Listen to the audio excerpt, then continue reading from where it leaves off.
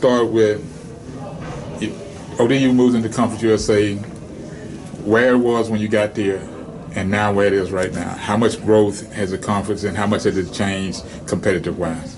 Oh, it's grown a lot. I mean, you look at the programs that are in Conference USA, it truly is amazing. So much tradition and, you know, storied programs, and I love it. And I was just talking about that earlier in an interview of, you know, people don't know the stats of Conference USA, all the programs that are in it. And you have 113 NCAA bids, you know, 6 national championships, 19 Final Fours, 175 All-Americans, 42 WNBA draft picks. I mean, it's an unbelievable brand. And when you think about it, and you come watch some of the programs, I mean, it's competitive, 1 through 14. You can't take a day off. I mean, everybody's really improved. You know, I'm excited that we're going to get more exposure with television. I think that's a big deal. We have to have a lot of eyeballs on Conference USA because I just think there's so many great coaches and players in this conference. That's one of the questions I was going to ask the commissioner later. You know, how's it going? Basketball season is coming on. The football is moved through, but the digital network and all that, getting the brand out, social media, streaming, live streaming. How are you all accepting, you know, now more eyes, not just on the conference itself, but on the individual teams? How are you all accepting that as coaches, and how the players are accepting? Well, you know, we're just trying to continue to get as much exposure as possible, any way we can. I mean, even if it's social media, doing more, connecting more with different, you know, televisions and things like that. But I think for us, we got to continue to play basketball at a high level. And I think that that's what a lot of these programs have done. If you look at the finals in Conference USA, you look at the talent, the coaches, I mean, it really is amazing. So I think for me, it's going to continue to even get better this year. I think this is going to be a great year for Conference USA. I've said it before and I say it again. I think that, you know, people are going to know Conference USA as, you know, you have your Power 5, but right there, we want to be Power 6. Non-conference schedules, everybody sets that up, you know, toward conference play. Has there been a concerted effort toward scheduling yourself and RPI-wise to when they start looking at teams and all in conferences, right? Think, okay, we need to take a look at ODU. Yeah, I think that in our spring meetings we talked about it as coaches of things that can help improve schedules. You know, everybody's schedule to make sure that we're playing. You know, some top RPI teams that are 100, 150, and getting away from the bottom. And then also trying to figure out games that, you know, depending on where your team is, you know, that you could have a great year and win, and also protecting your house. I mean, I know for us, I mean, we've got a tough schedule, but we've got a great program, and we've got a great team coming back.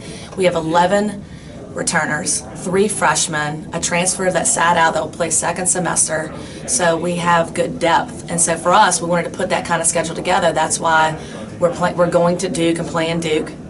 We're going to Miami to play Miami. We're playing the national runner-up in Syracuse. And we're playing Dayton, and we're still playing Atlantic 10 schools like VCU, you know, Hampton University, who's been a great program, and the MEAC. I mean, we're playing solid programs, not just high-ranked teams. So I think this non-conference schedule truly tests us to see where we're at. And I know other programs are doing that in the Conference USA too. We talked about it a lot in the spring meetings, and I think everybody has focused on the vision of scheduling for the future. You know, when you think of Middle Tennessee, do you think of the buzzer beater from last year or the Conference USA tournament exit? I knew you were going to bring this question up. At least it wasn't me. I have to tell you, that last game still hurts. Really? And, you know, you can see my face. Yeah, I can see it. Yeah. Though the buzzer beater was pretty special. It really was, because we've never won there at Middle Tennessee. I mean, just a great program, and what Coach Insel's done is just truly amazing. So, you know, for me, I love coaching against him because I consider him one of the best in the business. Yeah, the young woman who hit that buzzer beater at Middle Tennessee just happened to be from Middle Tennessee, right. Jayla Simmons. Tell us about her growth and how she's been able to grow as a player, because a lot of people know her around the region in Middle Tennessee. Well, that was one player that we missed in the finals because she got hurt. Right. And so I felt like, you know, getting her back now and the way that she's playing is so exciting. So I can't wait to get her back. She's got tons of energy. She's a player that can hit the big shot. Mm-hmm. She's not afraid. And you have to have that mentality to be able to play against Middle Tennessee in some of the tough conferences. You have to have some toughness about you. So we're really looking forward to having her back this year. Do you think she could have a bigger role this year? I know she's a younger player, but a bigger role. Has she really taken a step forward? She has. Okay. She really has, and I think that she's gotten tougher, and I think that she's gotten over being a freshman. That's already gone. Coach has already been on her enough, so now she's ready to take on that role of lead a team. Have that toughness. Get everybody on the same page, and that's one thing that we've been working on that she's accepted. And I really like the way that her body language is and what she's saying out there. She's being a coach on the floor, which that's every head coach's dream. Have your point guard be the extension of your head coach. She could be an emerging veteran leader. Is that absolutely? Tell us about Jeannie Sims.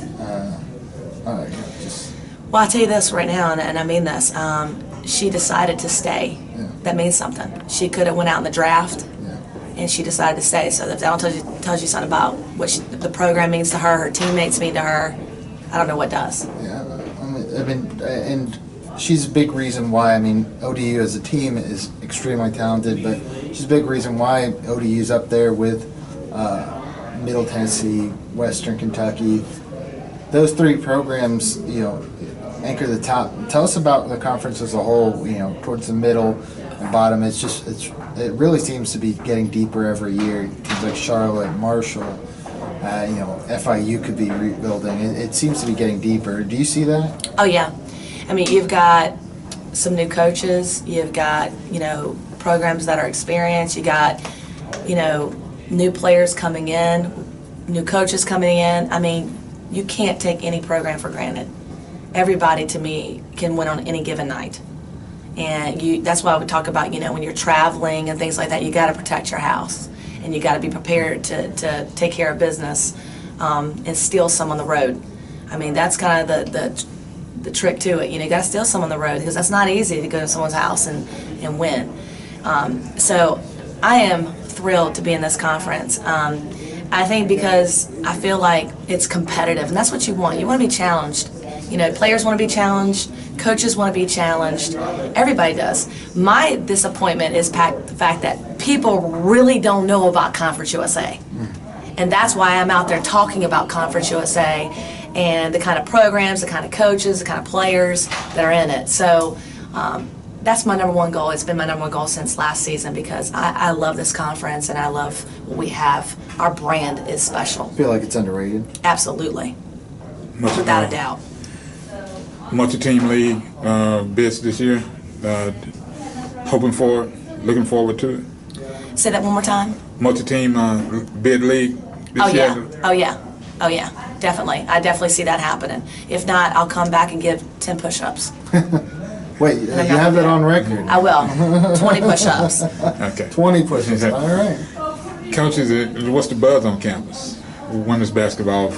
This looking forward to it. Is everybody talking about it? Are they concerned? Are they buzzes? Get ready. Let's go. All right. That's what it's about. Is there anything else that I hadn't asked you about at ODU that's going on?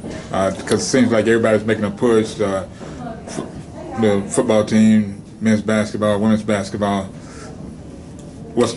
I just think there's just so much energy and excitement going on at Old Dominion for a lot of different reasons. Look at Coach Bobby Wilder, who's got the best startup program in football history, and what he's done in transitioning to FBS, which is not easy, and he's competing. So to me, he is just somebody you just excited to be around in the program because he's brought so much energy to the community and the university.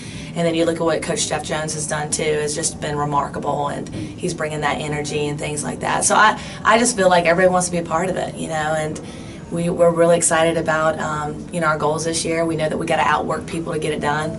Simple as that. We know it's not going to be easy, but if it was easy, everybody would do it, right? That's true. That's true. But let me ask this particular question because it's been a lot of startup programs in our football-wise. It's coming online. How has that helped you all more so in fall recruiting rather than in the spring? Great question. I think it helps out a lot because if you think about the things that we can do on campus when there's a football game. You know, recruits love going there and, you know, tailgating and going around campus and seeing the energy and the fans and the other students interact. And I think that's a big thing. And, you know, to be able to go out there and watch what Bobby has done, it's a Cinderella story. It really is. I mean, he's been the underdog and he's been the super dog. You know, he's really done a great job. He deserves a lot of credit for a lot of things that he has done to elevate the energy and the passion in athletics. Yeah, is Middle Tennessee now you and Jeff's main rival after the conference tournament ended last year? Would you consider them a rival? I would definitely consider them a rival, for sure.